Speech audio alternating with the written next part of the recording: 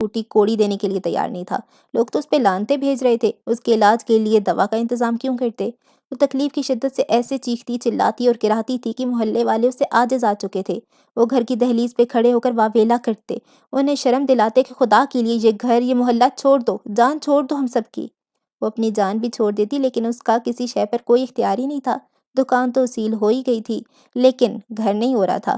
اماں بیچاری خاندان والوں، محلے والوں کے سامنے ہاتھ جوڑ جوڑ کر روتی تھی۔ اور کچھ نہیں تو ترس ہی کھا لو میری سالیہ پر، کیسی تکلیف سے مچھلی کی طرح تڑپتی ہے وہ، تو اپنے کرتوتوں کی سزا بھگت رہی ہے۔ توبہ کرے توبہ، توبہ کر کے اس جگہ سے ہجرت کر لینی چاہیے جس جگہ لوگوں کے دل پتھر اور عمل سیاہ ہو چکے ہو۔ چاچا امام دین نے آ کر اماں سے بس اتنا کہا تھا کہ ان کا تھوڑا بہت سامان سمیٹ کر انہیں ان کے گھر لے آئے تھے۔ گھر اجاڑ اور ٹوٹا پھوٹا سا تھا، لیکن اس کے آگے پیچھے احاطے بہت بڑے بڑے تھے اور اس کی چیخیں اور کراہیں گھر سے باہر نہیں جاتی تھیں۔ زندگی کی نبض پر بس ایک ہی احساس غالب تھا، درد، درد، درد۔ اس درد کے ساتھ اسے بہت غم مل گئے تھے۔ ایک محبت کے ساتھ اسے 100 لعنتیں ملی تھیں۔ باپ کی موت کے ساتھ تسلی دلاسوں کی بجائے بد کرداری کی تہمتیں ملی تھیں۔ وہ لوگوں کے لیے 2 کوڑی کی ہو چکی تھی۔ اس کے باپ کی کمائی، ساری عمر کی عزت خاک ہو چکی تھی۔ خوبصورت آنکھوں والی ایک آنکھ کی بینائی ہمیشہ کے لیے ختم ہو چکی تھی، دوسری کی دھندلا چکی تھی۔ تیز رنگ اس آنکھ کو تکلیف دیتے تھے، وہ تقریباً کلر بلائنڈ ہو چکی تھی۔ 2 ہی رنگ اسے سکون دیتے تھے، سفید اور نیلا، آسمانی رنگ، آفاقی رنگ۔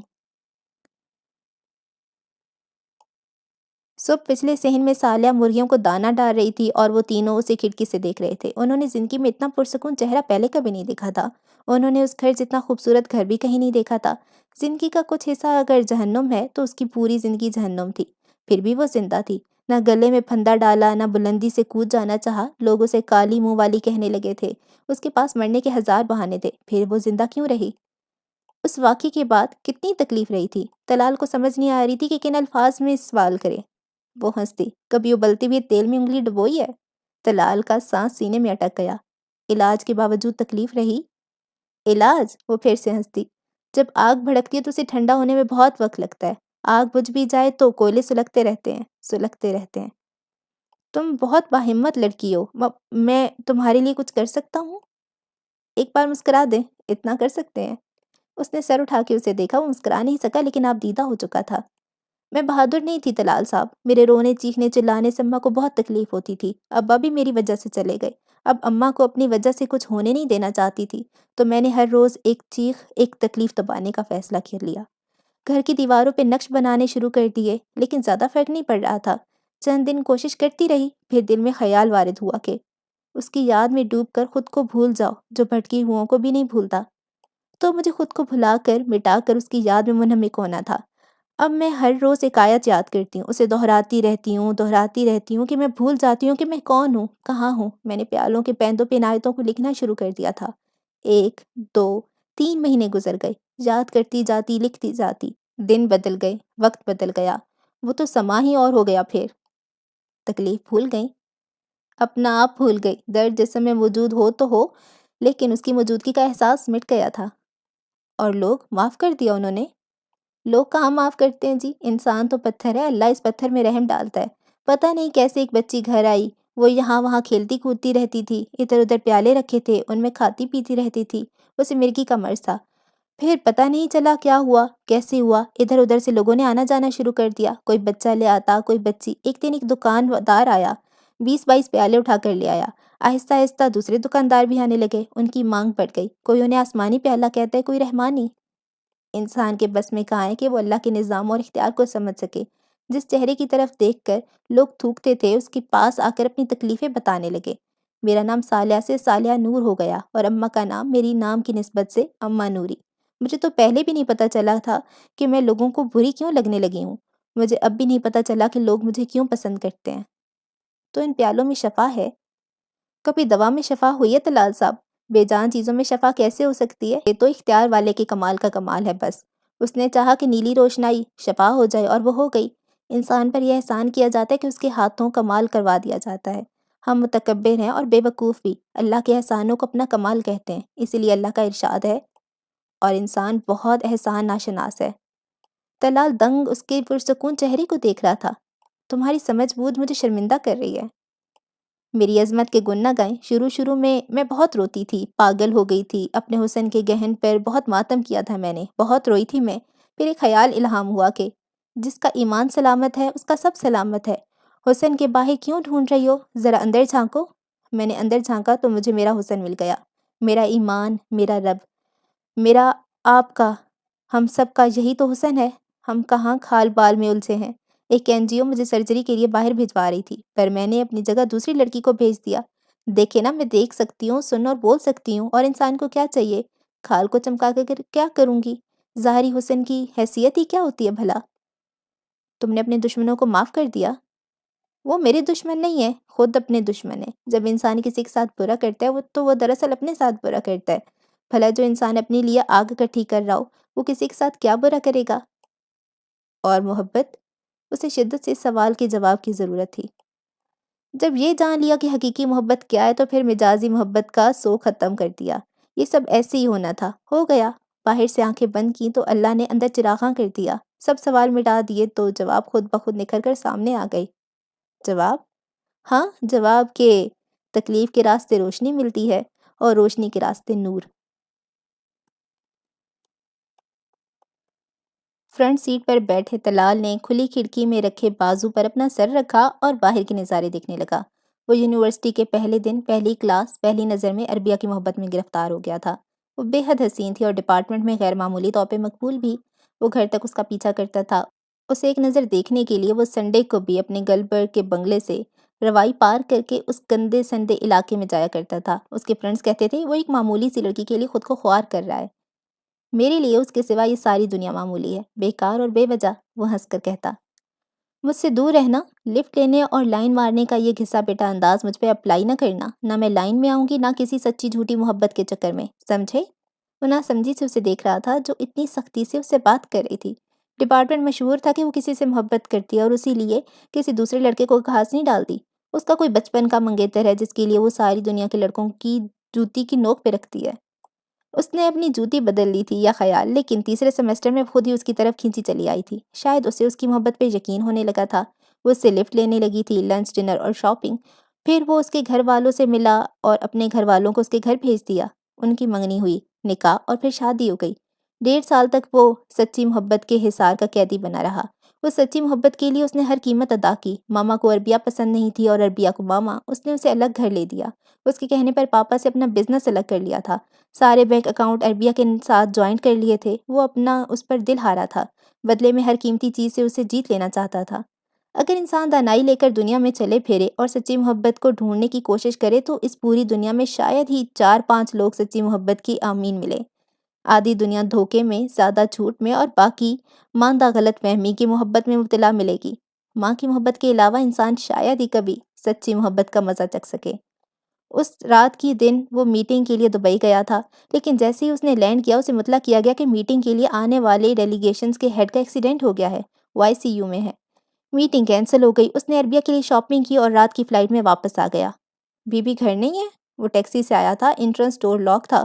اس نے گردن موڑ کے گارڈ کی طرف دیکھا۔ گارڈ نے نظریں چرا لیں۔ گھر ہی ہیں جی وہ۔ تو یہ لاکڈ کیوں ہے؟ کوئی ملازم نہیں اندر؟ سب ملازموں کو چھٹی دے دی تھی جی، بس ایک رکیہ۔ وہ حیرت سے گارڈ کے چہرے کے بدلتے رنگوں کو دیکھ رہا تھا۔ پورچ میں ایک کار کھڑی تھی۔ یہ کار عربیہ نے اپنے بھائی کو گفٹ کی تھی۔ وہ انٹرنس ڈور پہ ہاتھ سے دستک دینے لگا تو جرأت کر کے گارڈ نے اس کا ہاتھ پکڑ لیا۔ اس نے حیرت سے گارڈ کی طرف دیکھا۔ جس وقت وہ بیڈ روم کی پچھلی کھڑکی سے اندر گیا، اسے اس وقت بھی معلوم نہیں تھا کہ وہ کیا کر رہا ہے، کیوں کر رہا ہے۔ وہ پاگل یا بے وقوف نہیں تھا، اسے عربیہ پر ایمان کی حد تک یقین تھا۔ ساری دنیا اکٹھی ہو کر آ جاتی تو بھی وہ، ساری دنیا خاک ہو چکی تھی، دل کی دنیا دھول مٹی۔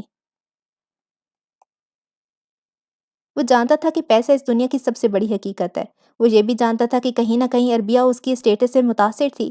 اس نے تو عربیہ سے محبت کی شادی کی تھی، لیکن عربیہ نے اور بھی بہت کچھ دیکھ کر شادی کی تھی۔ وہ اتنا سب کچھ جانتا تھا، لیکن یہ اس نے بعد میں جانا تھا کہ اس کی اتنی بے تحاشا محبت پر بھی اس کی بیوی تحفے میں اسے دھوکہ دے رہی تھی۔ جب وہ اس کے گلے میں باہیں ڈالتی ہے یا اپنی محبت کا اظہار کرتی ہے تو وہ اچھی اداکاری کرتی ہے۔ اس نے سچی محبت نہیں پائی تھی، اس نے اچھی اداکارہ پائی تھی، بس۔ محبت تو وہ اس سے کرتی تھی جس کے لیے وہ اپنے شوہر کے بینک اکاؤنٹ خالی کرتی جا رہی تھی، جسے وہ کار اور فلیٹ گفٹ کر چکی تھی، جس کے ساتھ وہ شاپنگ پر جاتی تھی، جس کے ساتھ وہ ایک بار سنگاپور بھی جا چکی تھی۔ تمہیں دولت چاہیے تھی تو مانگ لیتی، وہ صوفے پہ سر جھکا کر بیٹھا اپنے جسم کی کپکپاہٹ کو قابو کرنے کی کوشش کر رہا تھا۔ تم دے دیتے؟ وہ بے شرمی سے گردن تان کر پوچھ رہی تھی۔ ہاں دے دیتا، تم پیسہ مانگ لیتی لیکن مانگے بغیر مجھے یہ دھوکہ نہ دیتی۔ ہاں تو اب دے دو، اپنا سب کچھ دے دو اور طلاق بھی۔ وہ ابھی بھی اس کی محبت کا ثبوت مانگ رہی تھی۔ میری محبت میں ایسی کیا کمی ہے؟ اس کا اپنی سمت اٹھاتا ہاتھ بڑا کمزور اور ناتواں ہو گیا۔ تم ہو کون؟ تم تو اس کے پیروں کی خاک بھی نہیں ہو۔ محبت اتنا بے خوف بناتی ہے؟ وہ بے خوفی سے پوچھ رہی تھی۔ وہ دنگ اپنی بیوی کی شکل دیکھ رہا تھا، پھر اس نے کہکا لگایا اور دیر تک ہنستا رہا، پھر ایک دم پھوٹ پھوٹ کر رونے لگا۔ محبت، اس نے تو اس پر اپنا سب کچھ وار دیا تھا۔ محبت، اس نے بھی پلٹ کر کارا وار کیا تھا۔ اسے نروس بریک ڈاؤن ہوا تھا۔ وہ ابھی ہاسپٹل میں ہی تھا کہ عربی اپنی محبت کے ساتھ ملک سے باہر چلی گئی تھی۔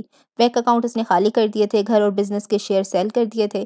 اس کے زخم بھر رہے تھے، وہ نارمل لائف کی طرف آ رہا تھا۔ صبح اٹھتا، جاگنگ کرتا، جم جاتا، پھر پاپا کے ساتھ آفس۔ رات کا ڈنر وہ سب مل کر کرتے، کافی کے ساتھ کچھ دیر بزنس کے معاملات ڈسکس ہوتے، پھر نیند کی گولیاں کھا کر وہ سو جاتا۔ آہستہ آہستہ نیند کی گولیوں کی تعداد بڑھنے لگی، پھر سرے سے نیند ہی غائب ہو گئی۔ وہ سائیکیٹرسٹ پر سائیکیٹرسٹ بدلنے لگا، ڈپریشن بھی اپنے لیول بدلنے لگا، وہ پہلی سے دوسری سٹیج کی طرف جانے لگا۔ بظاہر وہ نارمل نظر آتا تھا لیکن حقیقت میں پوری طرح سے اب نارمل تھا۔ تم ہو کون؟ وہ جب بھی خود کو مرر میں دیکھتا اسے یاد آتا۔ میں کون ہوں؟ وہ خود سے پوچھتا۔ گھنٹوں مرر کے سامنے کھڑا رہتا، دنیا کے بدصورت ترین انسان کو دیکھتا رہتا۔ تم تو اس کے پیروں کی خاک بھی نہیں ہو۔ اس نے گھر کے سارے آئینے توڑ دیے تھے۔ وہ آتش فشاں کی طرح پھٹ پڑا، چیخنے چلانے لگا، دیواروں سے سر ٹکرانے لگا، خود کو زخمی کر لیا۔ گھر کے 9 ملازموں کے لیے اسے سنبھالنا مشکل ہو گیا تھا۔ پھر ایک دن وہ پنکھے سے لٹکتا ہوا ملا۔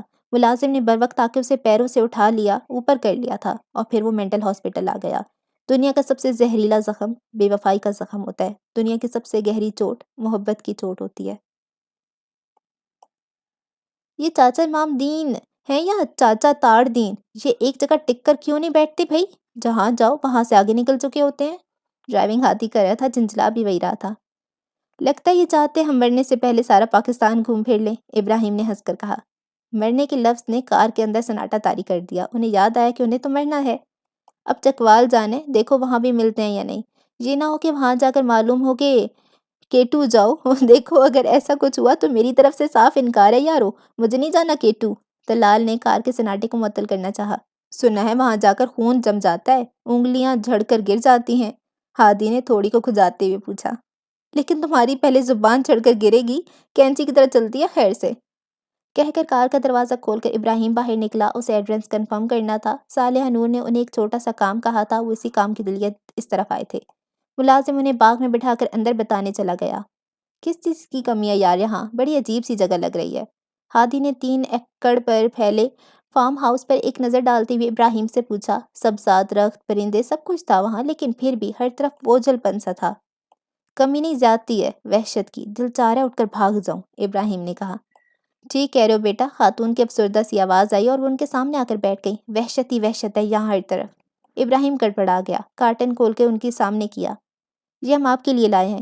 اس پیالے میں بیمار کو کھانے پینے کی چیزیں دینی ہیں اور اس والے میں پینے کا پانی۔ اب انہوں نے ذرا سا چونک کر تینوں کو دیکھا، ہاتھ بڑھا کر پیالے نکال کر ہاتھوں میں لے لیے۔ تم ملتان سے آئے ہو؟ صالحہ نے بھیجا تمہیں؟ جی۔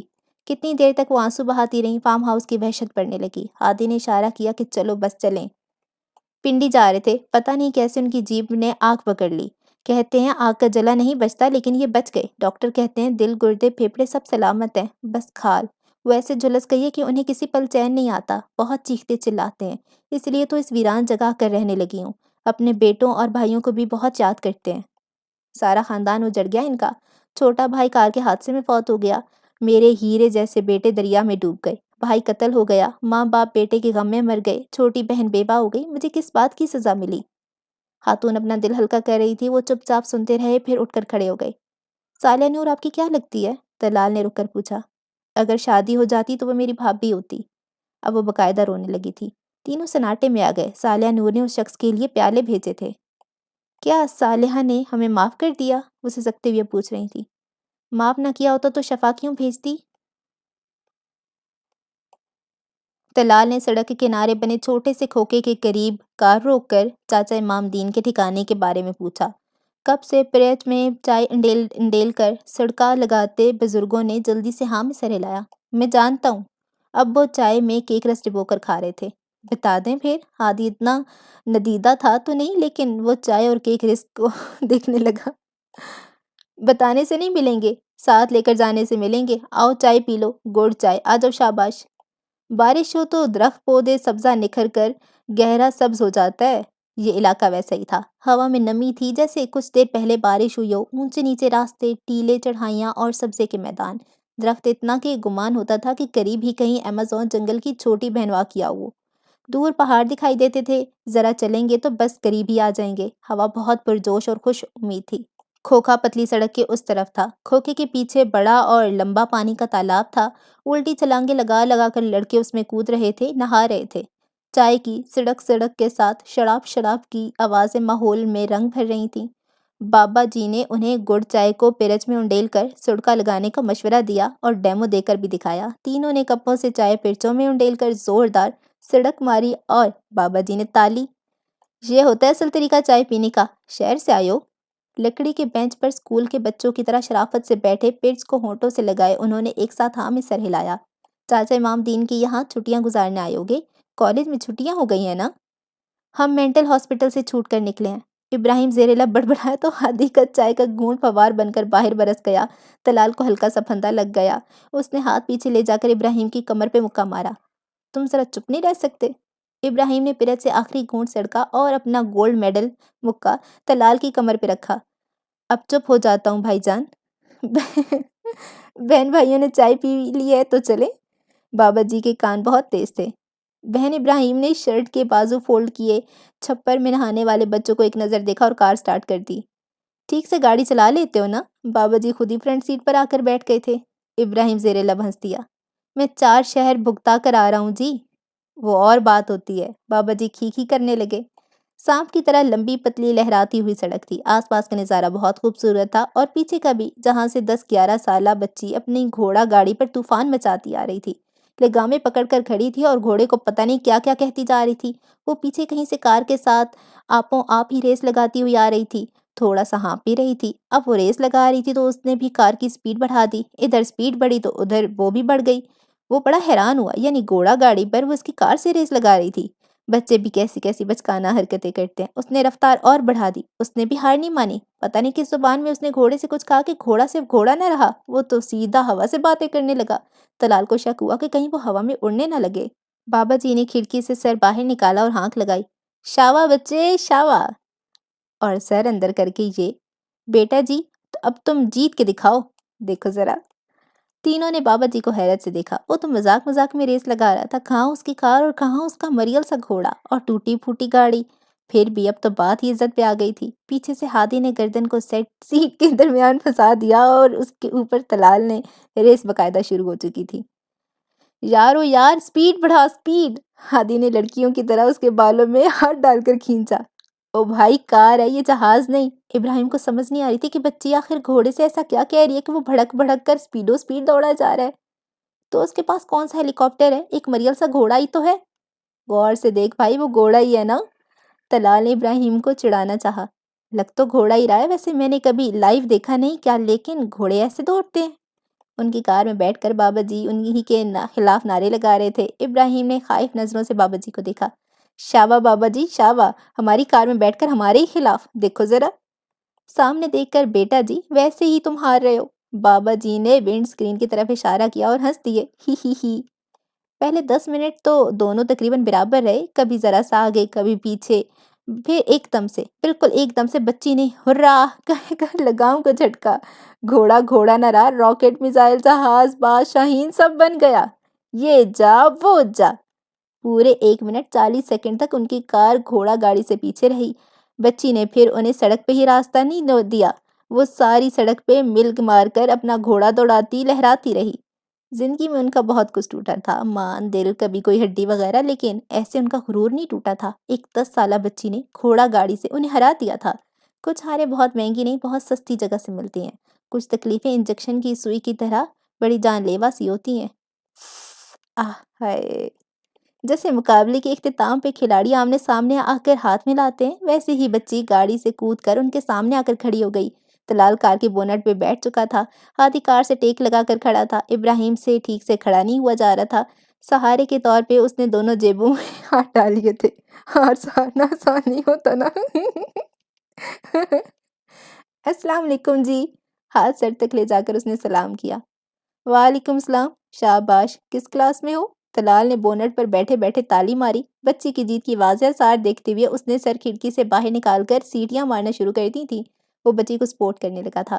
ابراہیم نے جل کر اسے دیکھا اور پھر بچی کو، جو بڑا کھلکھلا کر ہنس رہی تھی۔ تیل لگا کر کس کے چوٹی بنائی ہوئی تھی، اپنے قد سے کئی گنا بڑا دوپٹہ لیا ہوا تھا، پوری مائی پھتہ لگ رہی تھی۔ 5ویں میں جی، اس مائی پھتہ نے 2 ٹام کروزوں اور ایک گولڈ میڈلسٹ کو ہرا دیا تھا۔ ہادی لڑکھڑا کر گرتے گرتے رہا، شرارتاً کھانستے ہوئے مسکرانے لگا۔ تمہاری کیا عمر ہے ابراہیم؟ 5ویں پاس ہونا تم؟ ابراہیم نے جل کر چاروں کو دیکھا۔ پھتہ نے واپس گاڑی پر چھلانگ لگائی، لگام کھینچی، ہانک لگائی اور غائب ہو گئی۔ کیسی رہی پھر ریس؟ لو اب بابا جی زخموں کے لیے نمک مرچ ہلدی لے آئے تھے۔ کار کی سروس نہیں ہوئی تو؟ ویسے بھی سائنس کے بقول جانور مشین سے زیادہ ہوشیار اور تیز رفتار ہوتے ہیں۔ یہ سائنس صرف اس نے ہی پڑھی تھی۔ کوئی بات نہیں بیٹا جی، اس ہفتے کروا لیتے ہیں ایک ریس۔ ایک جیسے گھوڑے، ایک جیسی گاڑیاں مشینوں کے دفان کرتے ہیں۔ بولو اب ہاں؟ بول کے دکھاؤ اب نا۔ ہادی نے اس کے شانے کو شانے سے ٹھوکا اور آنکھ ماری۔ ہاں ہے بابا جی، ہاں ہی ہے ہاں۔ طلال نے ہاتھ اٹھا کر ڈیل ڈن کی۔ بس پھر اس ہفتے تم 3 ہماری بچیاں۔ 3؟ طلال اور ہادی چونکے، وہ سمجھے بس ابراہیم کو للکارا جا رہا ہے۔ ٹھیک ہے بابا جی، منظور ہے منظور ہے۔ اب ابراہیم نے ہاتھ اٹھا کے ڈیل ڈن کی۔ ثانی کہتے ہیں جو گڑھا دوسروں کے لیے کھودو اس میں انسان خود گر جاتا ہے۔ کار میں بیٹھتے ہوئے اس نے دونوں کو سیانوں کی باتیں یاد کروائیں، اور گڑھا جس میں وہ سب ہارنے کے بعد گرنے والے تھے، شرم سے۔ چھوٹا سا ہنستا بستا گاؤں تھا، بہت ہی سادہ، اللہ لوگ تھے۔ چند سال پہلے گاؤں کے ایک سیانی کو زہریلے بچھو نے کاٹ لیا تھا۔ وہ دلدلی جھاڑیوں میں زندگی اور موت کی جنگ لڑ رہے تھے۔ اسکول سے چھوٹے بھائیوں کے ساتھ آتی سارا نے چاچے کو زمین پر لوٹ پوٹ ہوتے دیکھ لیا۔ گاؤں تو بہت دور تھا، تیسے تینوں نے مل کر چاچے کو گاڑی میں لٹایا اور سارا نے گھوڑوں کی لگاموں کو ذرا زوردار جھٹکا دیا۔ اس نے شہر کی سڑک پہ وقت ڈال دیا تھا، کسی بس ٹیکسی کار کو گزرنے نہیں دیا تھا اور چاچے کو ڈسپنسری پہنچا کر ہی دم لیا تھا۔ اس سے پہلے گاؤں والوں کو سارا کے گھوڑا گاڑی دوڑائے پھرنے پر بڑا اعتراض رہا کرتا تھا۔ سیانے کہتے تھے وہ گاؤں کی دوسری لڑکیوں کو بھی خراب کر دے گی۔ اس نے گاؤں کی دوسری لڑکیوں کو بھی اپنی طرح کر دیا تھا۔ چاچا اللہ بخش نے ہسپتال سے آتے ہی سب سے پہلے اپنی تینوں بیٹیوں کو اس کی طرح گھوڑا گاڑی دوڑانا سکھایا تھا۔ پھر گاؤں بھر میں ہوا چل پڑی تھی۔ ہر بچی اپنے باپ، بھائی، چاچے، مامے کی گھوڑا گاڑی کو اپنی سواری سمجھتی تھی۔ لڑکیوں کو سواری پر سوار ہونا بھی آنا چاہیے اور سواری چلانا بھی، وہ گھوڑا ہو، کار یا جہاز۔ بابا شاوا انہیں چاچا امام دین کے پاس اس ریس کے بعد ہی لے کر جانا چاہتے تھے۔ انہیں ان کے گھوڑے اور گاڑیاں دے دی گئیں اور وہ پریکٹس کر لیں۔ ہم بچیوں سے ریس لگاتے ہوئے اچھے نہیں لگیں گے بابا جی، طلال نے اپنی طرف سے ریس سے برطرف ہونا چاہا۔ ڈر گئے ہو؟ ایسے ہی وہ ہار گئیں تو ان کا دل برا ہوگا، ہو سکتا ہے وہ روئیں بھی۔ تم اس دن ہار گئے تھے تو تم روئے تھے؟ ان میں سپورٹس مین شپ ہے، سمجھے؟ بابا جی کو تو انگلش بھی آتی تھی۔ ہمیں اور ہمارے گاؤں کو ایویں کیویں نہ سمجھنا، پوری طرح سے ریس کی تیاری شروع کرو۔ شاباش، پورا مقابلہ ہوگا۔ پورا مقابلہ، وہ بھی ہم مرے مکوں سے۔ تینوں کچھ فکر مند سے تھے۔ وہ صبح سویرے اپنے گھوڑا گاڑیوں پہ نکلتے اور پریکٹس کرتے۔ شروع میں عجیب لگا، پھر اچھا لگنے لگا۔ انہیں احساس ہوا کہ یہ ایسے ہی جیسے ہوا میں اڑنا، جیسے ہر بوجھ سے آزاد ہو جانا، جیسے زمین کی حیات اور کائنات کی گردش کا حصہ بننا۔ گھوڑے بھی تھوڑی بہت ان کی زبان سمجھنے لگے تھے، لگاموں پہ گرفت مضبوط ہونے لگی تھی۔ تم گھوڑے سے کچھ کہتی تھی اور وہ تیز دوڑنے لگتا تھا، کیا کہتی تھی تم؟ ایک دن وہ مائی پھتہ سے ٹپس لینے لگے۔ بچی نے زبان کو رول کر کے حلق سے کچھ آوازیں نکالی جو کوشش پر بھی ان سے نہیں نکالی گئیں۔ تم کہتی کیا ہو، بس وہی بتا دو۔ اوئے شیرا، چل اڑ کے وکھا، چیتا بن چیتا، شاوا میرے ککڑ شاوا۔ گھوڑا تے اتوں شیر، نالے چیتا پھر ککڑ، شاوا بھائی شاوا۔ تینوں نے ایک دوسرے کی طرف حیرت سے دیکھا۔ گھوڑا مائنڈ نہیں کرتا کہ اسے شیر پھر ککڑ کیوں کہا؟ ویسے یہ دونوں ہی نہیں اڑتے، ہادی نے سنجیدگی سے پوچھا اور بتایا۔ گھوڑے کا مائنڈ اس طرح کی باتوں کو مائنڈ نہیں رکھتا۔ پھر اس نے کون سا شیر دیکھا ہوا ہے؟ اس نے معصومیت سے کہا۔ تو وہ خود کو شیر سمجھ کے دوڑتا کیسے ہے جب دیکھا ہی نہیں تو؟ طلال بھی کنفیوز تھا، وہ واقعی میں معلوم کرنا چاہتا تھا، کیونکہ وہ انسانوں کی طرح بیکار کے سوالوں میں نہیں الجھتا۔ اب بھلا آپ میرے گھوڑا ہوتے تو سوال پوچھ کر ہی میرا سر کھا لینا تھا، اس لیے آپ گھوڑا نہیں بنے۔ تمہیں گھوڑا ہم سے بہتر لگتا ہے؟ ابراہیم کو ہنسی آ گئی۔ ہاں، وہ چپ چاپ دوڑتا ہے اور جیت کر دکھاتا ہے۔ उसने फखरिया अपने घोड़े को देखते हुए कहा। मैं भी जीत कर दिखाऊंगा। इब्राहिम को जोश आया। पहले घास खाकर दिखाएं, ही। तीनों दिल खोल कर हंसे। उनके पास प्रैक्टिस के लिए दिन थे। वो घोड़ों की पीठ थपकते, उन्हें खाना वाना खिलाते, तालाब से पानी पिलाते, फिर उल्टी छलांगे लगाते, तालाब में नहाते। शाम की गुड़ चाय बाबा शावा की तरफ से होती। वहीं गांव के सब बड़े भी आ जाते, सब मिल मिलाकर चाय सुड़कते। यहाँ वक्त में बहुत बरकत थी। दिन गुजरता नहीं था, वक्त ढलता नहीं था। आसमान की तरह ठहर कर बड़ा तसल्ली बख्श सा लगता था। एक एक सांस अपनी मौजूदगी की खबर देती थी। यहाँ अफरा तफरी और भागम दौड़ का कहीं कोई नामो निशान नहीं था। क्या यहाँ के लोग इतने साबिर और शाकिर थे कि जिंदगी का कारवां यहाँ बड़ाव डालकर बैठ गया था?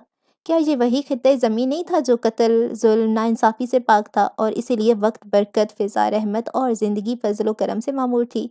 अक्ल वाले उन्हीं खतूत की तरफ हिजरत करना पसंद करते हैं क्योंकि रहमत के फरिश्ते यहाँ परवास करते हैं।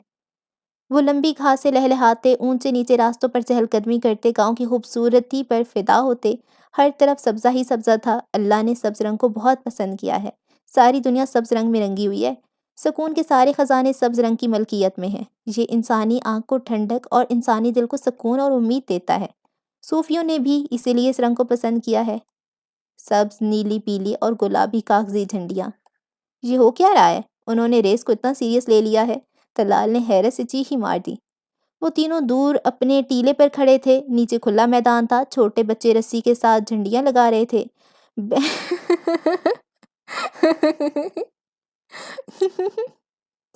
बैनर मूवी के मैदान की तरह उन्हें गोल गोल घूमना था। सफ़ेद चाक से हदबंदियां की जा रही थी। बाबा जी शावा हर काम में पेश पेश थे। शाम 4 बजे का वक्त रेस का था।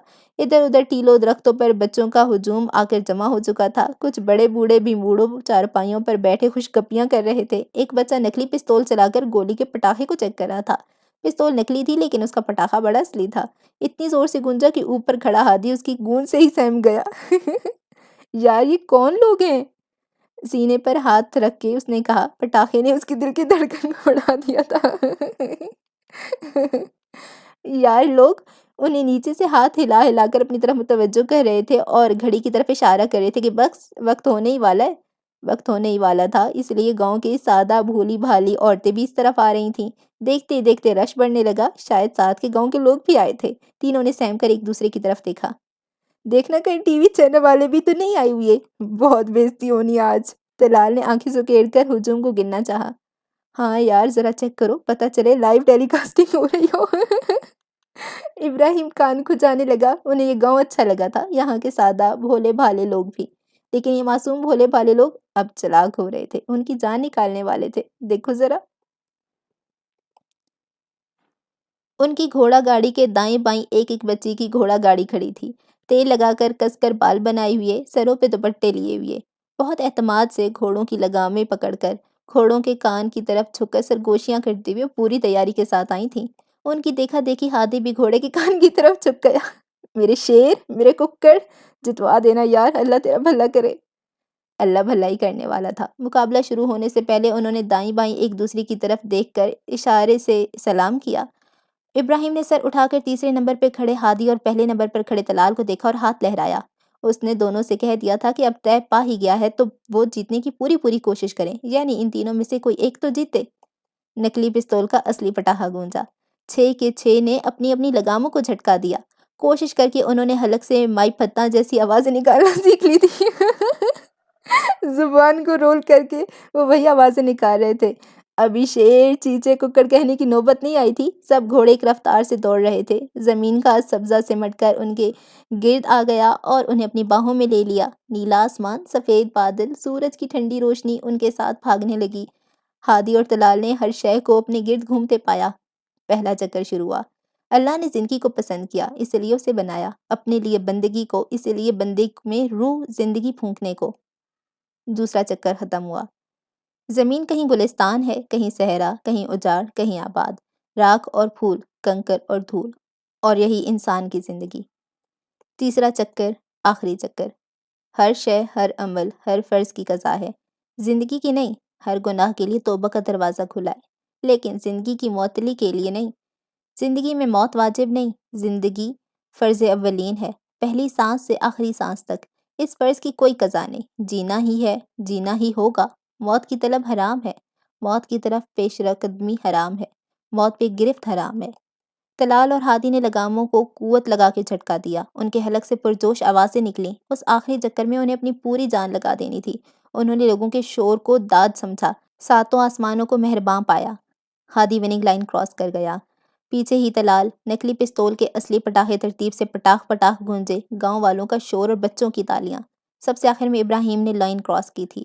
اس کی آنکھیں نم ہو چکی تھی، وہ انہیں آستین سے پوچھنے میں مصروف ہو چکا تھا، ہم جیت گئے یار۔ ہادی چھلانگ لگا کر طلال کی گھوڑا گاڑی میں کود گیا تھا، بابا شاوا بھی اسی گاڑی پر کود کر گئے تھے۔ گھوڑا گاڑی پر کھڑی بچیاں بھی ان کے لیے تالیاں بجا رہی تھی، نیچے کھڑی مائی پھتاں بھی۔ میں بھی جیت گیا، یا اللہ تیرا شکر۔ اس نے ان دونوں کو دیکھا اور پھر سر اٹھا کر آسمان کو۔ پیارے قارئین، یہ جیت ان کے علاج کی آخری دوا تھی۔ کڑوی گولیوں کے ساتھ ڈاکٹر ایک میٹھی گولی دیتے ہیں نا، یہ وہی گولی تھی، جوش و جذبہ بیدار کرنے کا سیرپ۔ وہ سامنے اوپر پہاڑی دیکھ رہے ہو نا، وہی ہے چاچا امام دین کا ٹھکانہ۔ وہ دور، بہت دور، سامنے اوپر، اتنی بلندی پر۔ ہادی نے حیرت سے چاچا امام دین کو دیکھا۔ جوان جہانو، بلندیوں سے ڈرتے ہو؟ نہیں جی، وہ چڑھائی سے۔ لفٹ تو یہاں کسی بھی پہاڑ پر نہیں ہے، پرندے بھی اپنی پیٹھ پر بٹھا کر اوپر نہیں لے جاتے۔ یہ سروس انہوں نے ابھی شروع نہیں کی نا؟ بابا شاوا تھوڑی کھجاتے ہوئے سنجیدگی سے کہا۔ ہادی نے خائف ہو کر طلال نے کھیکھی کرتے ہوئے بابا شاوا کو دیکھا۔ ابراہیم نے سلام دعا لے کر قدم اوپر کی سمت بڑھا دیے۔ اللہ نے پہاڑوں کو بہت پسند کیا ہے۔ یہ وہ کیل ہیں جو زمیں پر ٹھونکے ہوئے کھڑے ہیں، یہ وہ جلیل ہیں جو انسان کو بلندی، حوصلے اور استقامت کی ترغیب دیتے ہیں۔ پہاڑ یہ امید اور سر بلندی کی نشانیوں میں سے ایک نشانی ہے۔ تینوں چھوٹی سی کوٹڑی کی بیرونی دیوار سے ٹیک لگا کر کھڑے ہو گئے۔ اندر چند لوگ بیٹھے ہوئے تھے، جگہ کی کمی تھی تو وہ باہر ہی کھڑے ہو گئے۔ چاچا امام دین بالآخر یہاں انہیں مل ہی گئے تھے۔ جب کوئی مرنے کا ارادہ کرتا ہے، غمزدہ اور پریشان ہوتا ہے، تو کیا ساری خدائی خاموش نظارہ کرتی رہ جاتی ہے؟ اللہ کی رحمت جوش نہیں مارتی؟ اللہ کبھی غافل نہیں ہوتا۔ وہ زمین پر انسانوں کو اور آسمان سے فرشتوں کو ہماری مدد کے لیے بھیجتا ہے، لیکن جس کے لیے مدد بھیجی جائے وہ اپنی ضد چھوڑے تو صحیح، ہدایت تو وصول کرے۔ بیٹا تم جیسا پوزیشن ہولڈر اسٹوڈنٹ اس بار بورڈ میں سے پاس ہو گیا، ڈاکٹر بننے کے لیے ایڈمیشن نہیں ملا تو تم نے اپنی کلائی کاٹ لی۔ ایک لمحے کے لیے تم نے رک کر سوچا کہ ایسا کیوں ہوا؟ کس نے تمہیں روک دیا؟ کسان باپ تمہیں کھیتی باڑی میں لگانا چاہتا تھا، کیا پتا خدا بھی یہی چاہتا ہو۔ 2-3 سال کسان بنے رہتے، زمین کو سمجھتے پرکھتے زرعی سائنسدان بن جاتے۔ جو تم نے سوچا تھا وہی ہوگا تو ہی تم زندہ رہو گے، جو اللہ کا پلان ہے وہ ہوگا تو تم خود کو ختم کر لو گے۔ بی بی آپ کا جوان بیٹا حادثے میں شہید ہو گیا، 3 سال گزر گئے اور رو رو کر آپ نے آنکھوں کی بینائی گنوا لی، دل کی مریضہ بن گئی، زندگی کو خود پہ حرام کر لیا۔ اللہ کو یہ پسند نہیں ہے کہ زندہ انسان خود پہ موت کو طاری کرے، لیکن آپ تو صرف بیٹے کی ماں ہیں، اللہ کا بندہ تھوڑی ہیں جو اللہ کی ناراضی کی فکر کریں گی۔ ماں باپ بیٹا بیٹی یہ رشتے ناطے تو دنیا کے لیے ہیں، ہماری پہلی حیثیت بھی بندگی ہے اور آخری بھی۔ جب سارا معاملہ ہی بندے اور بندے کے رب کے درمیان ہے تو آپ صرف ماں بن کر کیوں زندہ ہیں؟ صرف بیٹے کے لیے کیوں مر رہی ہیں؟ اللہ کو بھول گئی ہیں؟ بی بی بیٹے کو یاد رکھیں، اس کی موت کو بھول جائیں، غم سے نکل آئیں، اللہ کو راضی کریں۔ بیٹا تم بچوں سمیت پہاڑ سے کود رہی تھی، کس لیے کہ جوانی میں بیوہ ہو گئی؟ 3 وقت کی روٹی کے لیے؟ لوگ عزت کے در پر تھے اس لیے؟ رشتہ داروں نے نظریں پھیر لی؟ اللہ کی نظر میں تم ہو، یہ کیوں بھول گئی؟ 3 بار تم نے مرنا چاہا، 3 بار اللہ نے تمہیں بچا لیا۔ اللہ کی محبت کے اور کتنے ثبوت چاہتی ہو؟ جو تمہیں بچانے کے لیے مدد بھیج سکتا ہے وہ روٹی بھی بھیج سکتا ہے، سر کی چھت بھی دے سکتا ہے۔ ایک شوہر کو ہی اپنی کل کائنات سمجھ لیا تھا، اسے اپنا رازق بنا لیا تھا۔ اس دنیا میں لوگ بھوک سے نہیں کم ہمتی سے مرتے ہیں۔ شیطان تمہارے دلوں میں بھوک کے وسوسے ڈال دیتا ہے، وہ تمہیں آنے والے وقت کی خوفناک تصویریں دکھاتا ہے، وہ تمہیں بتاتا ہے کہ تم تنہا، اکیلے اور کمزور ہو، اور تم کم عقل یہ نہیں سوچتے کہ اللہ ہر وقت ہر جگہ موجود ہے۔ تم تنہا اور اکیلے کیسے ہوئے؟ چھوٹی بی بی آپ کوئی زہریلی چیز کھا چکی تھی؟ آپ کی ماں بہت پریشان ہے آپ کے لیے، آپ کا رنگ کالا ہے، آپ موٹی بھدی اور بدصورت ہیں، آپ نے اب تک اپنے بارے میں یہی سب جانا ہے۔ ان 3 باتوں کے لیے آپ ہر روز موت کی طلب کریں گی۔ اس عظیم رب کو کتنی بار بتائیں گی کہ اس نے آپ میں ایسے ایسے خراب نقص رہنے دیے؟ خوبصورت ہوتی تو آپ کی جلدی شادی ہو جاتی، بس یہی ہے آپ کی کل زندگی کی فکریں؟ آپ کا مقصد ایک شوہر حاصل کرنا ہے، خوبصورت نظر آنا ہے، اپنی جھولی اور نصیب آپ کو خالی دکھائی دیتا ہے، اتنی سی وجہ کے لیے پاگل ہو گئی، زندگی کو جہنم بنا لیا ہے۔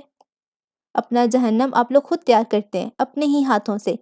اس کائنات کی خوبصورتی بھی تمہاری خوبصورتی ہے، اللہ نے تمہیں اس صورت کو بنانا پسند کیا، اسی لیے بنایا۔ اگر تم بدصورت ہو تو پھر کائنات کی ہر شے بدصورت ہے۔ اگر مالک اپنی بندگی کے لیے بدصورتی کو پسند کرتا ہے تو بس وہی شے خوبصورت ہے۔ انسانوں کے پیمانوں کی اتنی فکری کیوں کرتی ہو؟ اللہ نے تمہیں اپنے لیے بنایا ہے، اپنی حیثیت کو پہچانو، اللہ کے لیے خوبصورت بنو۔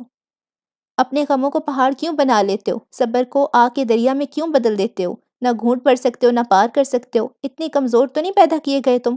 پوری عقل اور ساری سمجھ دی گئی ہے تمہیں، ساری نشانیاں اور علم، پھر کہاں گم ہو؟ کیوں بھٹک رہے ہو؟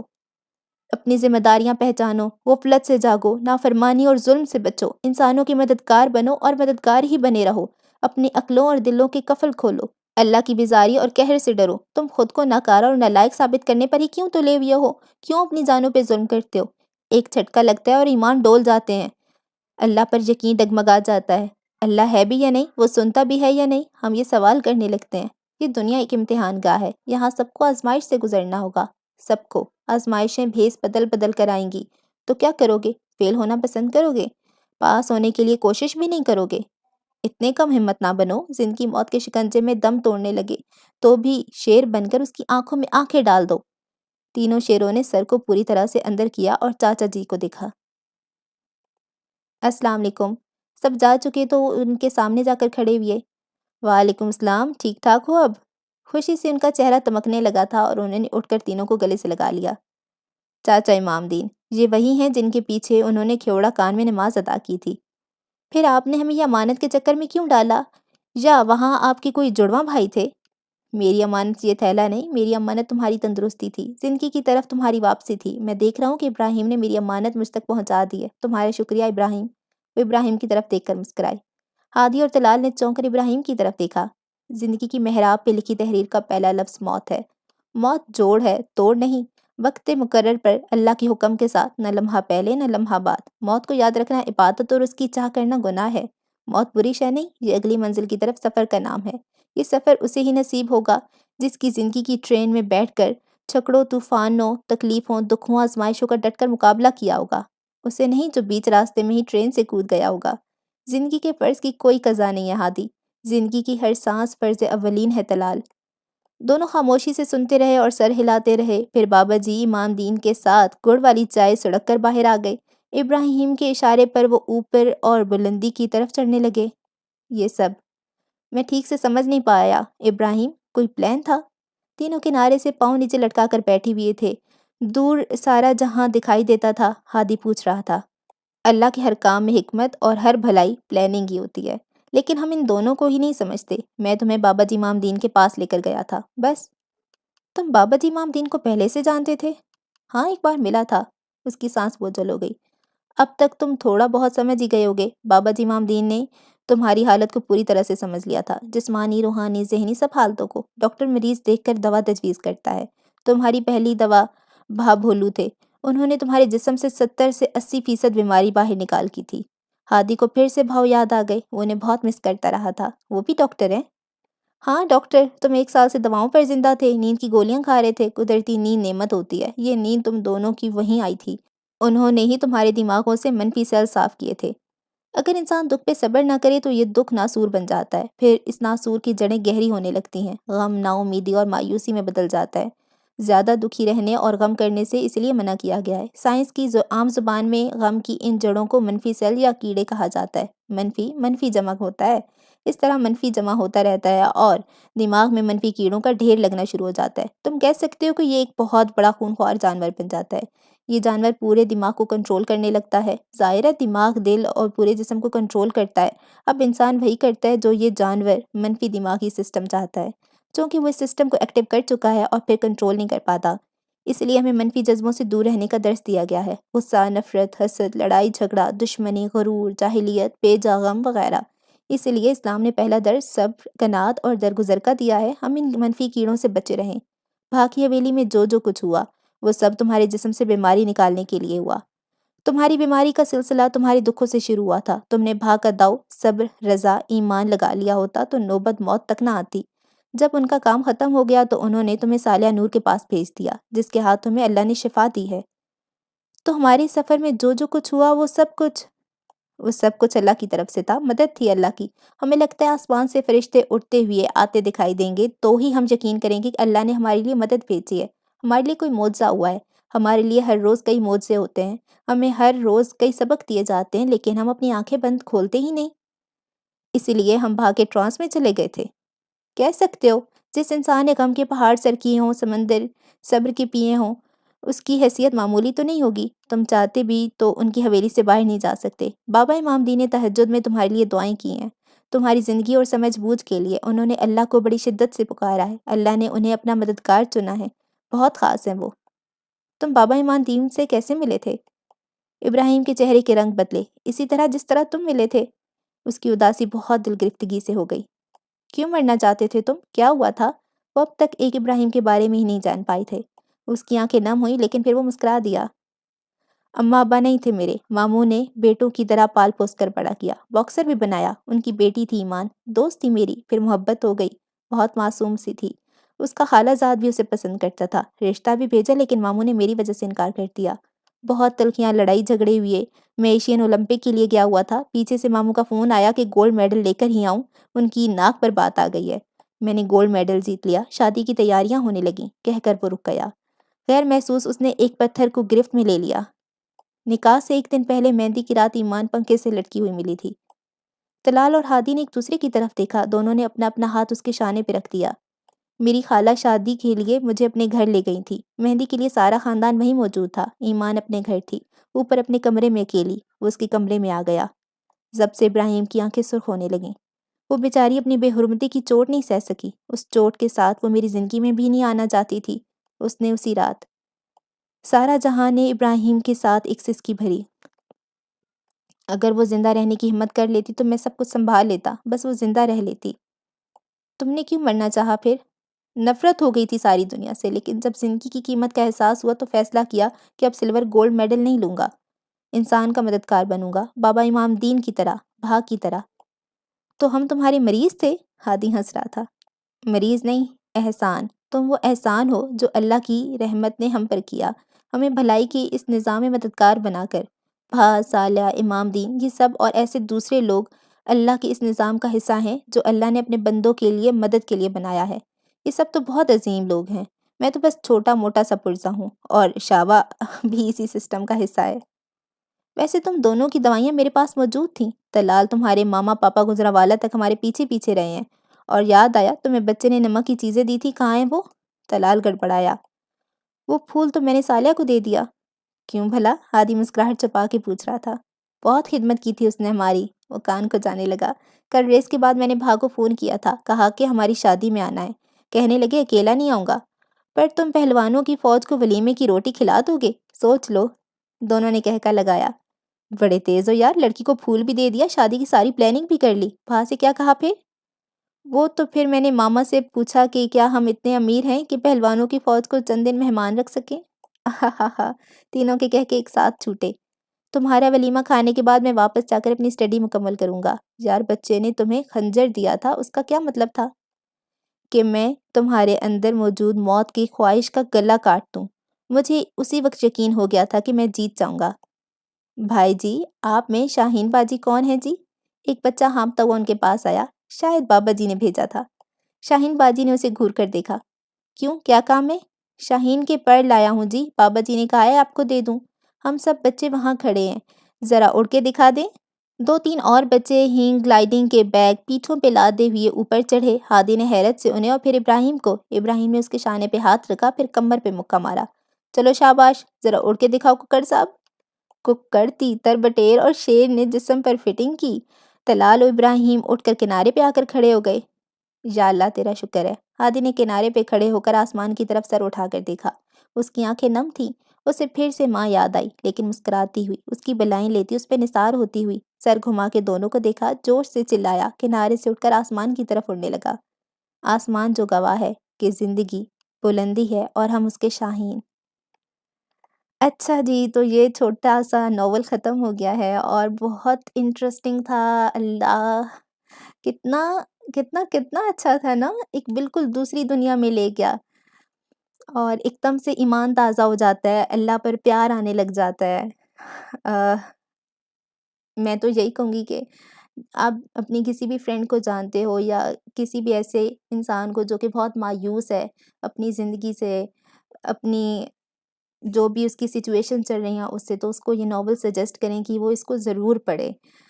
ایک دم سے اپنی پریشانیاں ہم ان کے ساتھ ریلیٹ کرنے لگ جاتے ہیں اور ان کا حل بھی ہمیں مل جاتا ہے۔ مجھے تو بہت مزہ آیا اور میں چاہوں گی سمیرہ حمید کے اور بھی ناولس پڑھنا، تو دعاؤں میں یاد رکھیں۔ اللہ حافظ۔